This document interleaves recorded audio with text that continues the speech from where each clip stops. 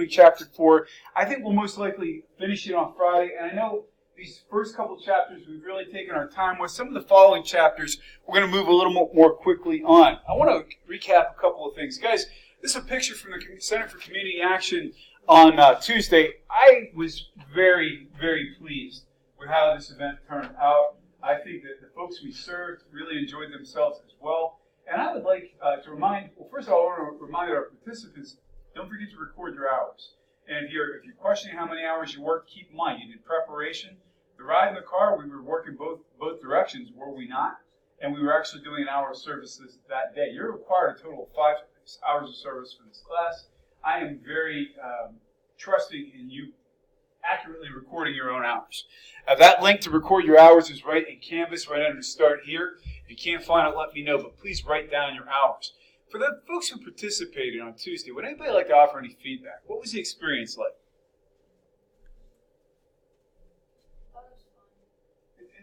Tell everybody what it was like.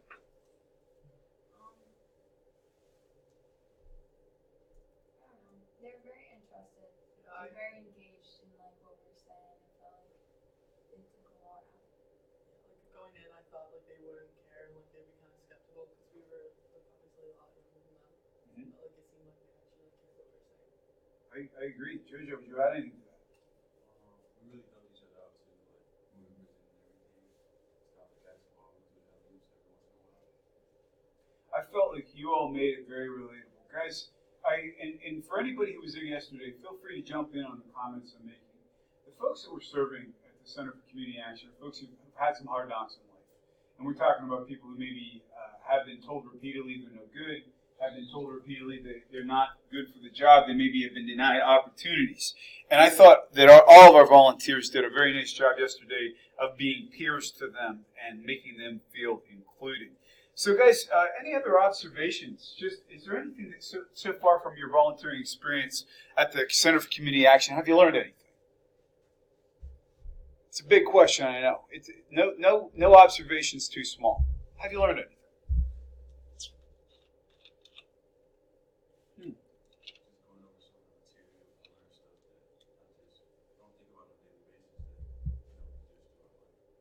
You even used some expressions from your own life that you pulled into the conversation that made it very relatable. You remember what you said about when you're sitting in a chair, what do you try to do?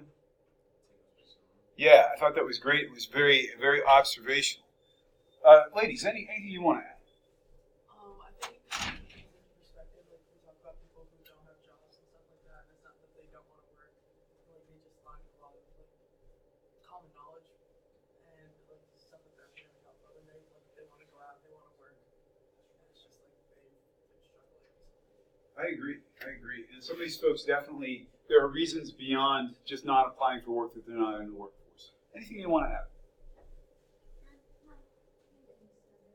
That's okay. Guys, I will say this, and I'll let off on this side of it before we move on. You all, everybody who participated yesterday made the university proud, and you guys made our programs look amazing by serving others. So thank you for what you did, and those folks really appreciated it too. So that being said, guys, here's what we have happening. We have our next sessions for the next few consecutive Thursdays, I should say Tuesday. It does say Tuesday. We're good. For the next few weeks. I want to cover this stuff here very quickly, guys. There's an additional session that I added. Next Thursday on the 24th. You know, next week is Mentorship Week. What we're doing as part of Mentorship Week, our U-Work team, who we are volunteering with for the Center for Community Action, is hosting a session on nonverbal communications. It's essentially the same session we did yesterday, except we're presenting it on campus for your fellow students. If I can get a couple of volunteers to man that session, or to staff that session, I should say, in my opinion, that would count every bit as much as any of the other sessions for filling in for having your lowest test grade drop. So my point is, we've got lots of people sign up for these other sessions. We've got lots of staffing.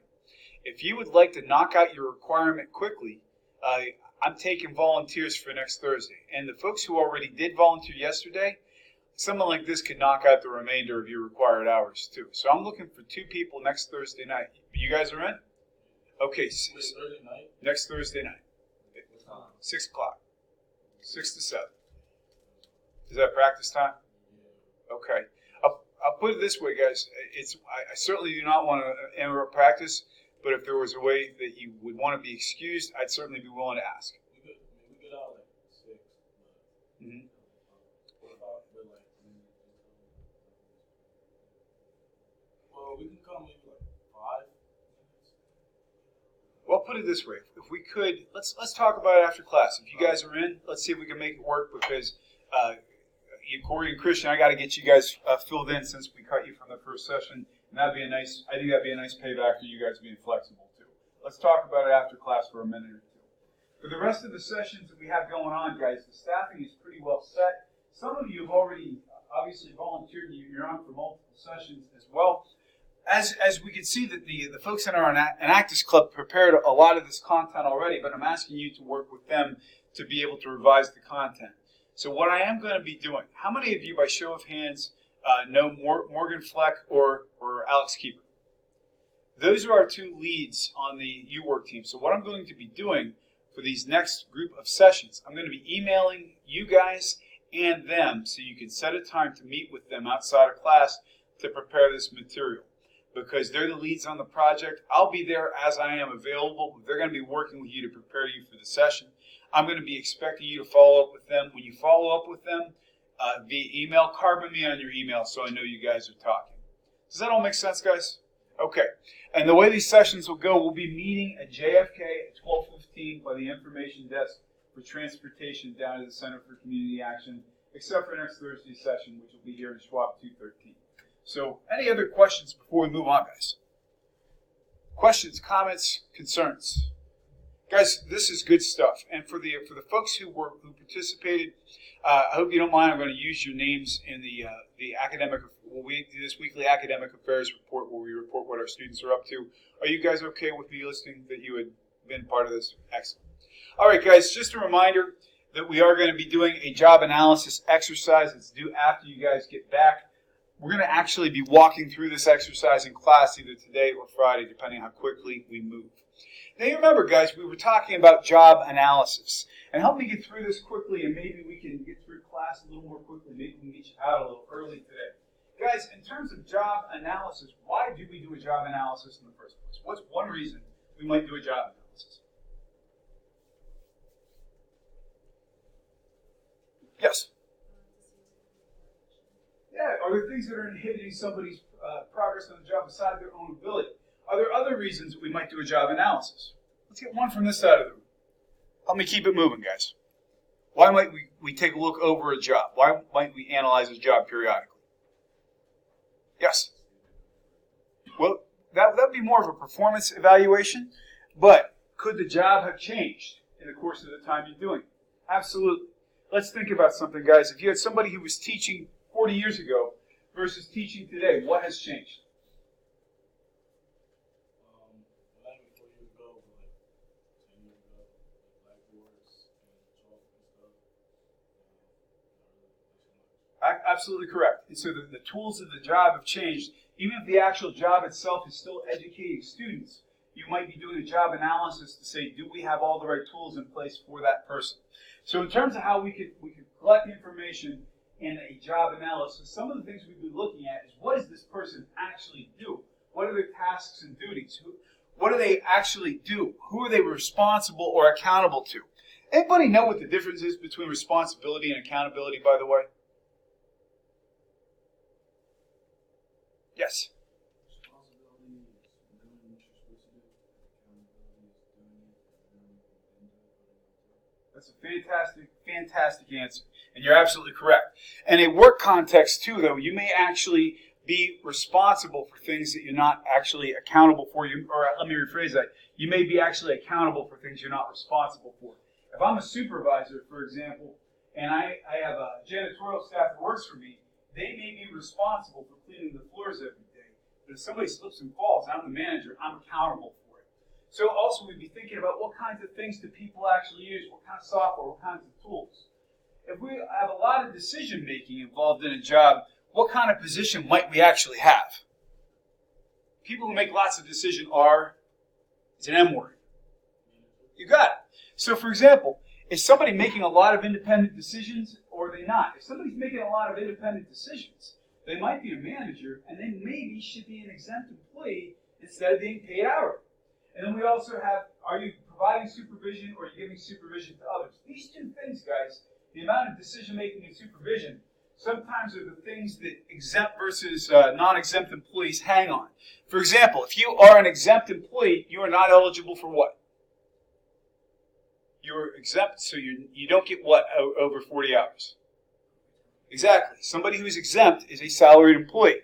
And the amount of decision making and the amount of accountability you have, for example, are things that can play into that. What about the job context? Where are you working and when? Are you around hazardous materials? For example, if we're doing a job analysis of somebody who works for Chick-fil-A, what might be a hazardous area? Deep fryers. More people get injured with deep fryers every year, probably the motorcycles. In terms of the amount of grease that flies out of those things, you can get badly messed up if one of those things is not safely protected. What about relationships? Are you engaging with the public or not?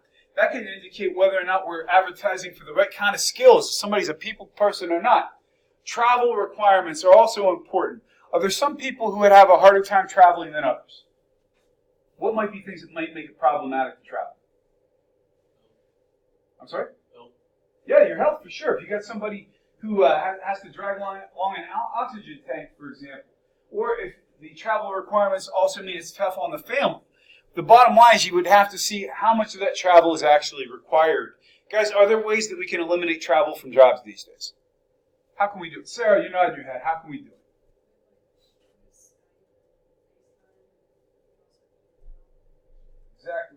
Exactly right. We have all these different ways we can avoid that. And finally, we'd also look at, are there physical or psychological demands? Physical is pretty easy. Can you lift this box or not? What would be an example of a high psychological demand job? Something that requires you to deal with a lot of stress. Yes? Yeah, for sure, man. If you have no tolerance for stress management, it might not be the place for you. Or if you get into certain types of high-stress positions. I would argue, for example, how many of you have ever heard your coach yell really loud on game day? Yeah, I would argue that coaching is a high-stress position too. And then we get into other, what we refer to as worker characteristics. You have to have a certain degree. You have to have certain experience for this. What KSAs do you need? And here's a big one, guys. For anybody who deals with our CSOR Center, do you need a license or not? Because here's the trick. For a lot of professions, including things like nursing, for example, you need to have a license to do it. So let's say, for example, we're trying to look, well, we've got a secretary, we've got a janitor. Actually, will somebody name a position for me? Will somebody name a position that somebody might work in? A treasurer. Let's put it. Can we say something more commercial? What would be a commercial equivalent of that? Maybe a bank teller. Okay, guys, if you can feel free to follow along on your laptops if you got it. This is a website called ONET, and it's produced by the Department of Labor. If you want to find out what goes into doing a job, this is a great way to do it. So let's say, for example, we were looking at somebody who was already working as a bank teller. We might want to see some information about this occupation. So if we search for bank teller, okay, there's an occupational listing, tellers, right here. We can go down and see what some of the average tasks are, what kind of technology skills are required. You can even get additional details on these if you want. You can get examples of related positions that do similar things. If you were starting from scratch and had to design a job, this would be a great place to go. It's also a great place to go if you're redesigning work to be able to determine what kind of knowledge does a bank teller typically need? What kind of skills do they have? What kind of work activities do they normally do, for example? And we can also go down and look at, for example, what kind of education. Most tellers, for example, 73% of bank tellers have a high school diploma. So some of them have college, some don't. What this might indicate, if you're hiring for this job, you might not need to advertise that somebody should have a college degree. You might want somebody who had a business program in high school, for example. You can go down to even as deep as work values and look at this, guys. If you want to know what you should be paying somebody, you can find it right on here. By the way, guys, I'm showing you this for one other reason. Think about this. When you go out into the working world, how do you know what to ask for a salary? If you're applying for your first job as a manager, how would you know? guesses? It's what the market will bear. It's what your resume is worth. I'd go here and see what people are making. In fact, by show of hands, how many of you want to work in management by the time you get out of school?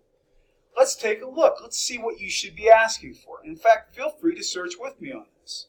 So if we go for manager, and there's going to be a lot of stuff that comes up. So for example, there's all kinds of different management, for example, you could pick. Even out of the spa managers. By the way, apparently there's a bright outlook for people working for spas. So if you like spas and you like management, the time could be right for you. But let's just pick one of these. Let's say, for example, medical and health services managers. We can see here, obviously, all the tasks and everything else. Do you notice, by the way, in some of these, you see the little fire icons? Here's what that means. Those are hot skills to have right now. Those are things that are popular in the U.S. workforce.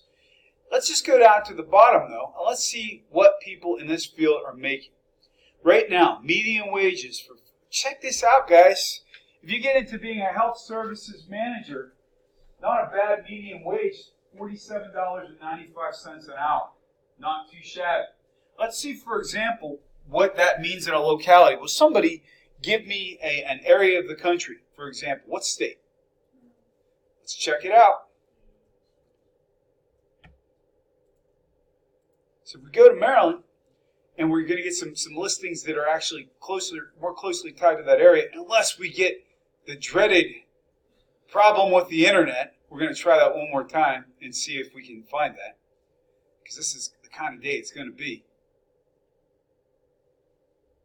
Here we go. Okay. Well, check this out, guys. The people on the higher end of this in Maryland are making between $182,000 and $198,000 a year. Not too shabby. And the folks who are right in the middle are making $99,000 to $113,000. You can see Maryland, how much they're leading the rest of the United States in terms of these salaries. So here's the trick. If you're a pretty nice thing, isn't it? So I made your day. So check it out, though, man. Even if you end up in the median, even if you end up in the low median for this, you're still looking at $95,000 a year to start. How's that suit you guys? Here's my point. When you're looking at your jobs that you're applying for, this is a great place to find out what the market will bear. Yes, ma'am.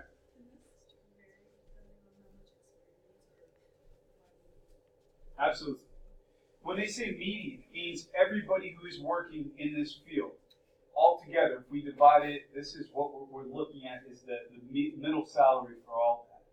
So somebody with a lower range of experience probably will come in lower. But even if we look at the low end of it, the low median on this nationally is $99,000. It's not bad.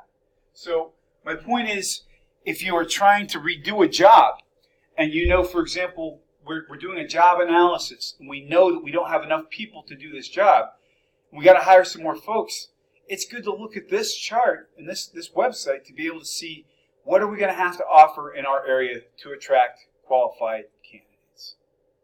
What do you think, guys? Does this make sense?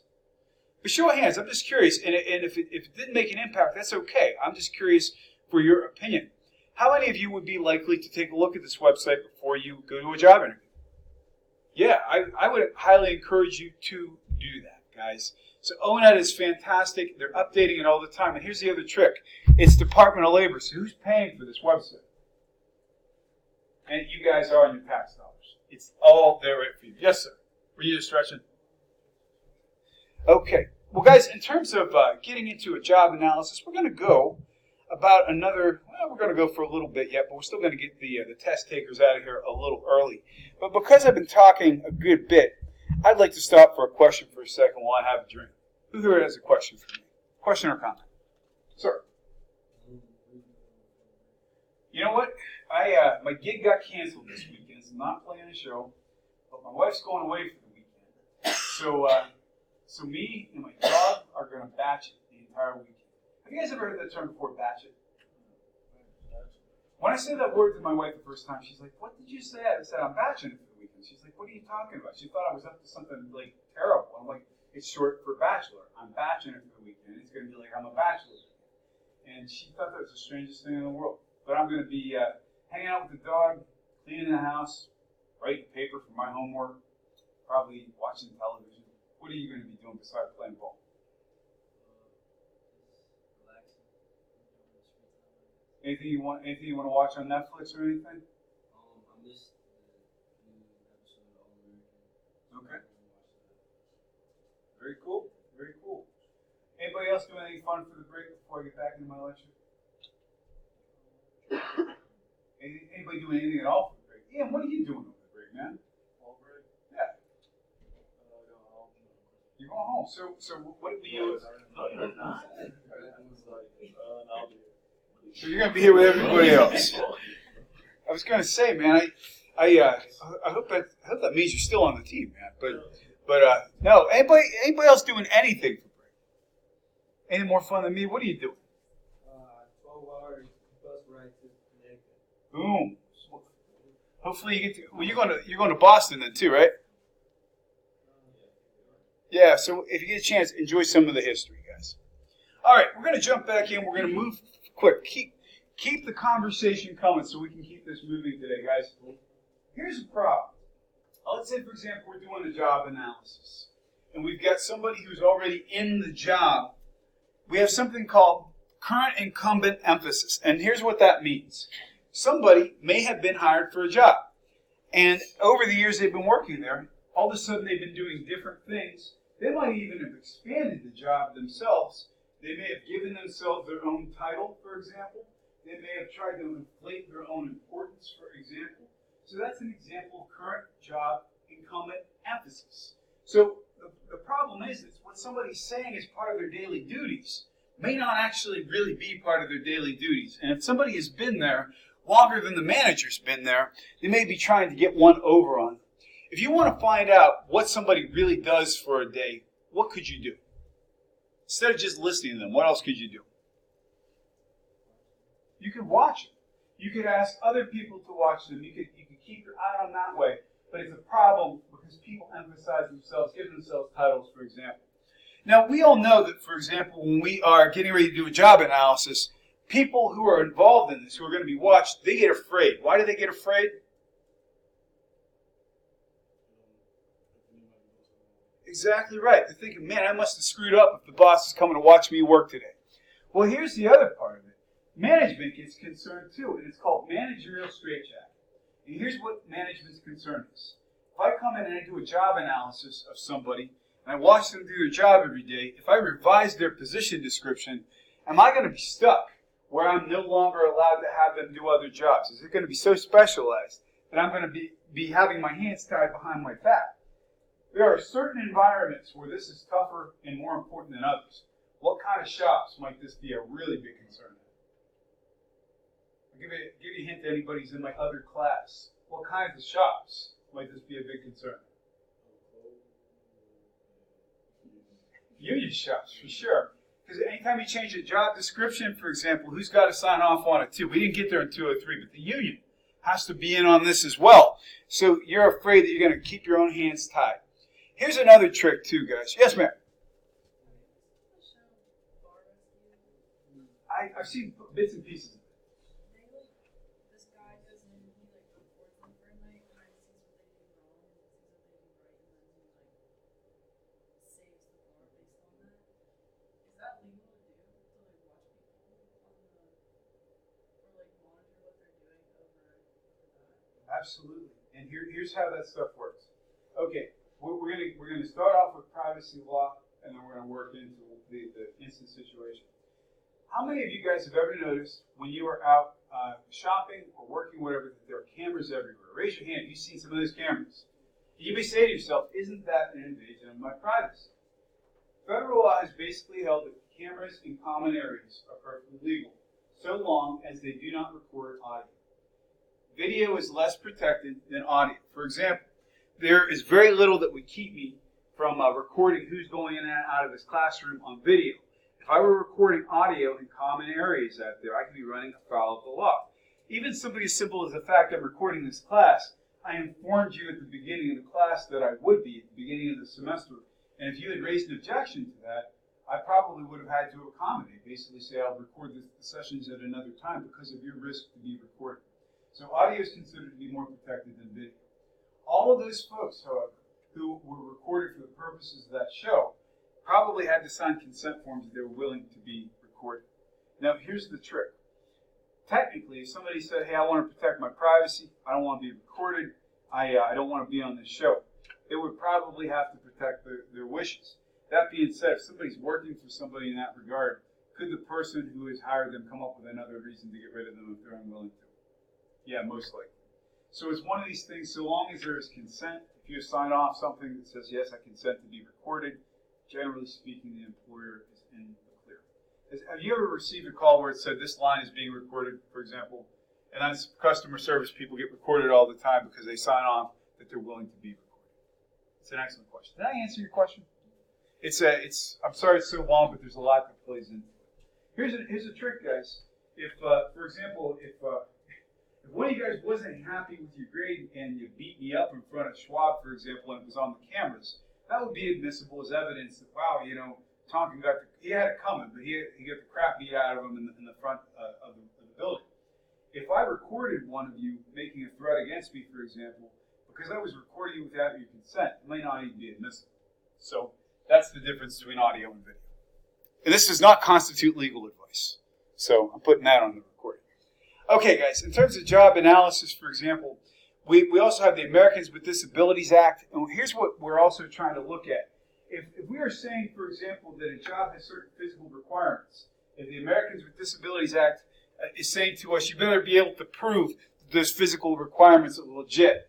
For example, if we had an administrative assistant's job description that they had to be able to lift 50 pounds, and after we watched that person, not once did they have to pick up a box that was 50 pounds, then we might be unintentionally discriminating. Here's one of the other things too, guys. Basically speaking, and we talked about some of the big standards. If somebody is a manager, somebody makes decisions, somebody supervises people, somebody does creative work, a lot of the time those people are exempt. They're exempt from the Fair Labor Standards Act, which means that you can work them as many hours as you want.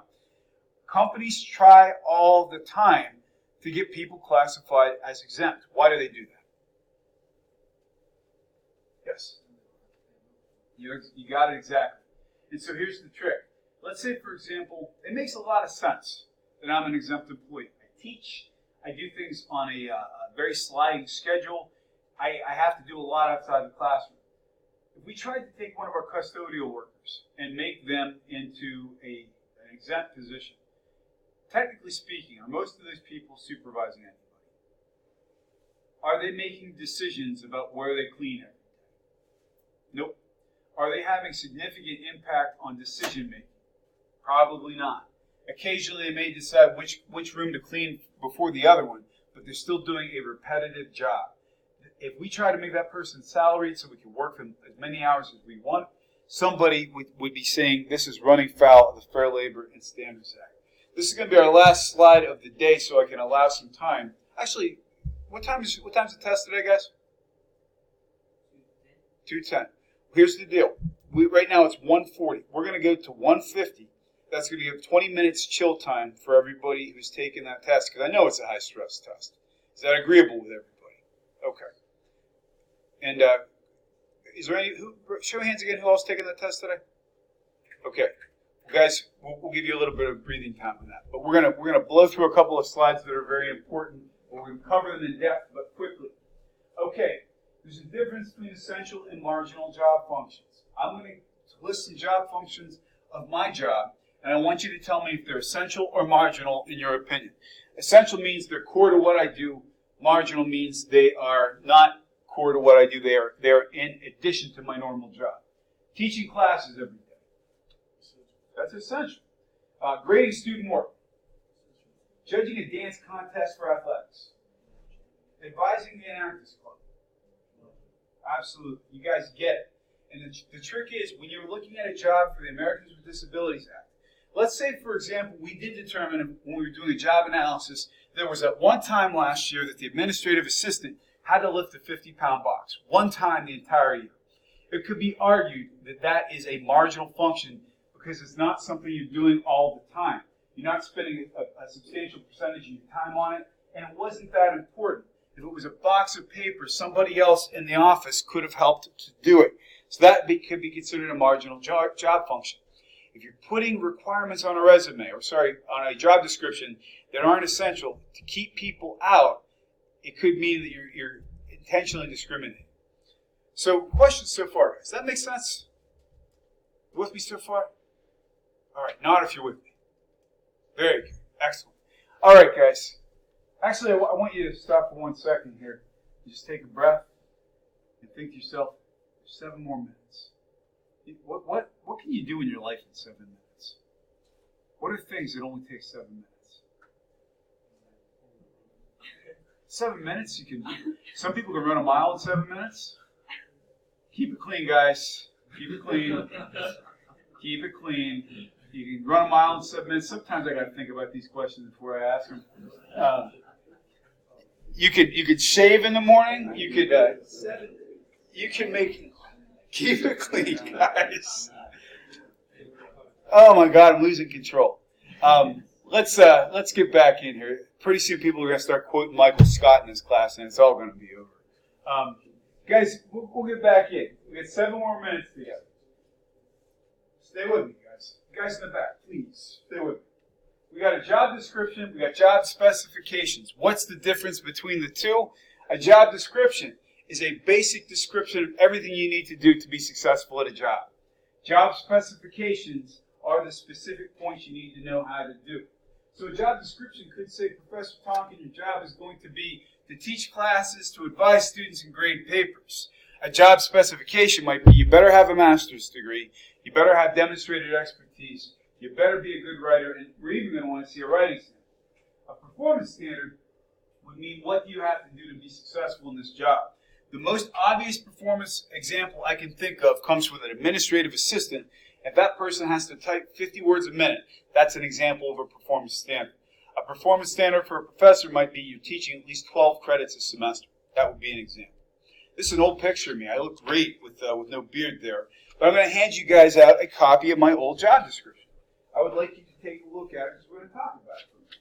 This is back when I was doing government work for the university. And what this was a managerial level position. It was for supervising information technology staff. And we're going to see if anything on this sticks out to you guys as being unusual. Take a look.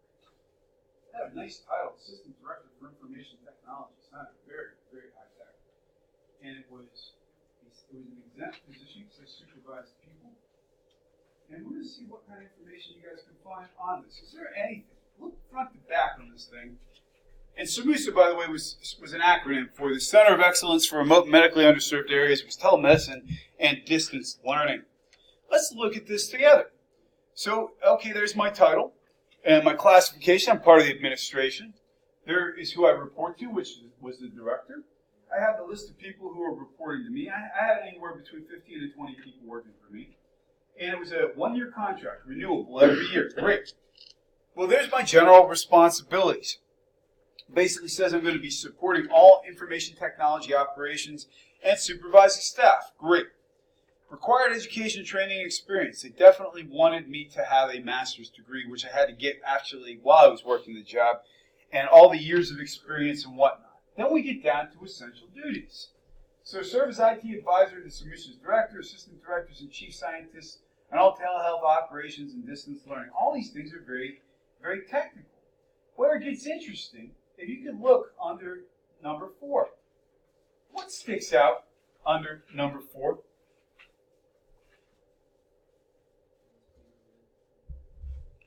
Yeah, under what circumstances would that really be a requirement for somebody who is supervising IT staff? Yes? Oh, okay. Yeah, well, under what circumstances, is that a reasonable requirement, or does that stick out a little bit? So even though the person who wrote this job description may not have been intending to discriminate, that would not hold up on a job analysis. And even things, for example, like the idea of being able to sit and stand for 60 to 90 minutes. I can't even see that one standing up either. There's no reason you couldn't accommodate somebody having to move around a little bit. I don't want to say it was discriminatory intent. I think it was probably boilerplate. And boilerplate means verbiage that already existed and somebody copied and pasted in. But you can see also The position was written originally in 1997 and was last revised in 2010, which was not too long before I left that position. So they actually did an annual job analysis to make sure we were doing the right work, but that was something that still persisted and was not ever correct. We're going to use this, by the way. Keep a hold of this because I want you to have a job description to reference. We're going to hit that more in the next class. And guys, I'm even for the management test, folks, I'm giving you 12 extra minutes. So we're going to wrap class right there. And Christian and Corey, if you can give me a minute, we'll talk about next Thursday. Guys, enjoy. For those of you I'm not going to see Friday, good luck. Everybody else, I'll see you Friday.